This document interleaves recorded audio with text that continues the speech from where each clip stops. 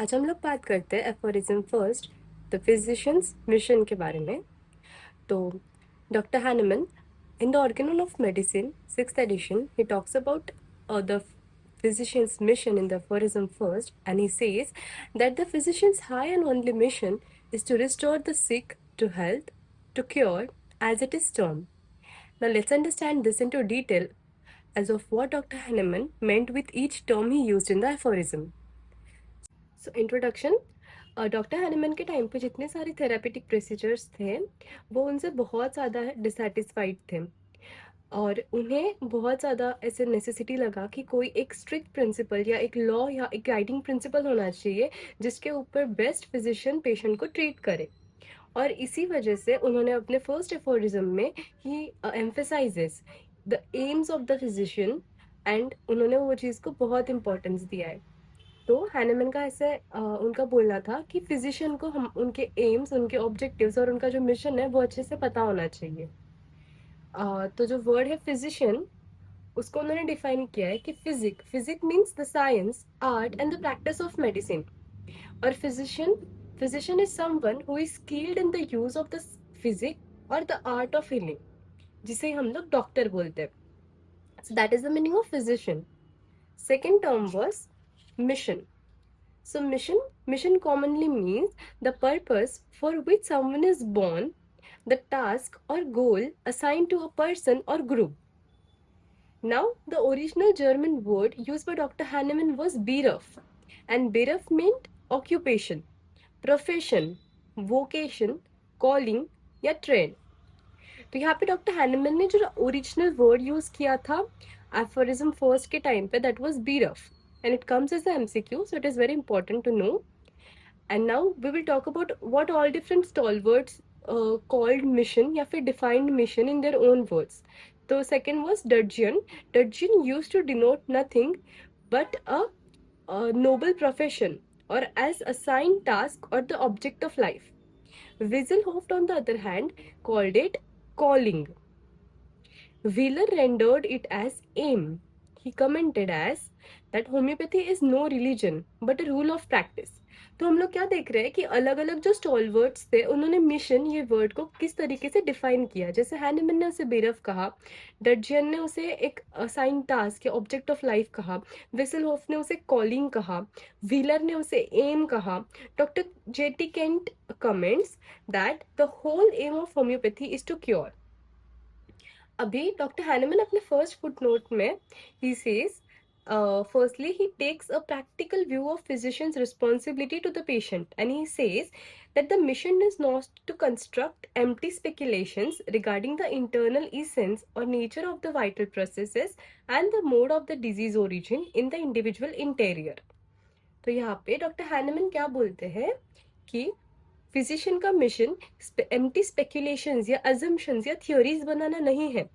हमारा जो एम है वो क्योर करना है, ना कि पेशेंट को डिजीज डिफाइन करके बताना या जितने सारे इंटरनल प्रोसेसेस या वाइटल फोर्स के बारे में या वाइटल प्रोसेसेस के बारे में, उनका नेचर या फिर वो जितने सारे मेटाबॉलिक एक्टिविटीज या प्रोसेसेस जो हो रहे हैं उनके बारे में एक्सप्लेन करना नहीं है, क्योंकि ये सारी चीजें हिडन होती है वाइट और the morbific disease agent, the disease producing agent is again on the dynamic plane, इसीलिए हम उसे भी नहीं देख सकते। और उनका एग्जिस्टेंस और उनके जितने सारे प्रोसेसेस हैं वो सब एक्सप्लेन करना, it is not our concern. So he says we should not give countless explanations concerning the phenomena in the disease and their causes which must remain hidden. Now next is high and only. So the physician has two roles to play. सबसे पहला है to cure the diseases. The second is to preserve health and to prevent diseases in the individual and community. तो इसका reference doctor Hahnemann fourth aphorism में देते हैं जहाँ पे he calls physician a preserver of health. Now next is in health, sick and cured. So what is health, what is sick and what is cured according to Dr. Hahnemann? So health is defined as that it is the balanced state of life characterized by the normal functioning of the spiritual vital force which maintains and coordinates the different physiological activities of the living organisms harmoniously. तो जो vital force है, as long as it is dynamically in the balanced state, तो हमारे जितने सारे physiological activities है वो अच्छे तरीके से रेगुलेट होंगे, सारे जो बॉडी के फंक्शंस है वो मेंटेन रहेंगे and homeostasis state is maintained because of the normal functioning of the vital force. Now this is health. Now what is sickness? So when this vital force is primarily dynamically deranged, the normal functioning is deranged. तो हमने ऊपर जो देखा कि जब तक vital force balance में था, वो हार्मोनियसली फंक्शनिंग कर रहा था, वो नॉर्मल था, तब तक द पर्सन वाज हेल्दी. लेकिन as soon as the vital force becomes dynamically deranged, तो जो नॉर्मल फंक्शनिंग होता है वो भी इम्पेयर हो जाता है and patient starts feeling disagreeable sensations followed by functional disturbances.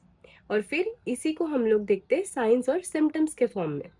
तो basically vital force is dynamically deranged and that causes sickness. So the derangement of the vital force causes sickness and it is the whole man that is sick and it is to be restored to health and nor his body not the tissues. इसका मतलब क्या है कि the entire man is sick and not just his parts. So if somebody has some disease in particular part of the body, we doesn't say that one particular part is sick. We say that the whole man is sick. Now, Dr. Hahnemann says that there is no disease but sick people. So, disease is not just one foreign entity that is entering the person, it is the entire person who is getting sick. So, sick equals to the diseased person as a whole, and sickness equals to the disease. So, therefore, it is the sole duty of the physician to heal the internal derangement of the vital force. And it is not his duty to heal the results of the sickness but the sickness itself. मतलब जो result है sickness के, जितने सारे science and symptoms है या फिर जो उसके डिजीज के अल्टीमेट्स है, वही सिर्फ ट्रीट करना it is not the duty of the physician. But उसका फिजिशियन का ड्यूटी क्या है कि जो कॉज है, ये सारी चीज़ें जिसके वजह से हो रही है उसे ट्रीट करना. और वो कॉज क्या है? तो जो वाइटल फोर्स है, जो डायनामिकली डिरेंज हुआ है, उसे ठीक करना, उसे वापस से बैलेंस में लाना, दैट इज फिजिशियंस ड्यूटी. सो इसके एग्जाम्पल्स क्या हुए कि ट्यूमर, गैंग्रीन, ये सारी चीज़ें जो है ये डिजीज के अल्टीमेट्स है. मतलब ये रिजल्ट है डिजीज के, ये खुद डिजीज नहीं है. डिजीज ऑलरेडी वाइटल फोर्स को अफेक्ट करके उसको डिरेंज कर चुकी है और उनके सिर्फ ये हमें बाहर अल्टीमेट देखने मिल रहा है जो कि ट्यूमर या गैंग्रीन के फॉर्म में है, जो कि हर इंसान में अलग अलग टाइप के मैनिफेस्टेशंस के फॉर्म में हो सकते हैं. तो वो उसके एंड प्रोडक्ट्स है और हमें सिर्फ उसे ठीक नहीं करना है, हमें ठीक करना है वाइटल फोर्स को. So the man is sick not just the brain because it has tumour. तो जो ट्यूमर है, जो कि ब्रेन में ट्यूमर है, इसीलिए हम ये नहीं बोलेंगे कि the person brain is sick, हम लोग बोलते हैं कि the man is sick because वो डिजीज जो है वो पर्सन की खुद की है. The entire entity is disease not just the part. So when the man is return to health there will be restored harmony in the tissues. तो जैसे ही वाइटल फोर्स अपने बैलेंस में, नॉर्मल फंक्शनिंग में आ जाएगा, तो उसका जो एंटायर सारे सिस्टम्स है वो भी नॉर्मली रेगुलेट होने लगेंगे. So cure means removal of whole of the perceptible signs and symptoms of the disease, and secondly it is the annihilation of the morbid derangement of the vital force. तो सारे science and symptoms जो है उनका removal and the entire morbid derangement जो है vital force का, उसको remove करना, that is cure. So palliation or suppression of symptoms, it does not mean cure. For example, say a person is suffering from skin eruption and after application of some external ointment, it disappears from the skin. So should it be considered cure? No. तो just because वो eruptions skin के ऊपर थे और हमने कुछ तो external ointment की वजह से या लगाने के बाद वो वहाँ से चले गए, उसका मतलब है कि वो इरप्शंस क्योर नहीं हुए. It might have suppressed and it will recur after some stimulus. So there should be corresponding improvement whenever an outward symptom has been caused to disappear, and this will be true whenever disease is displaced by order. तो जब भी external science and symptoms अगर सिर्फ ठीक हो रहे हैं तो only that shouldn't be considered cure.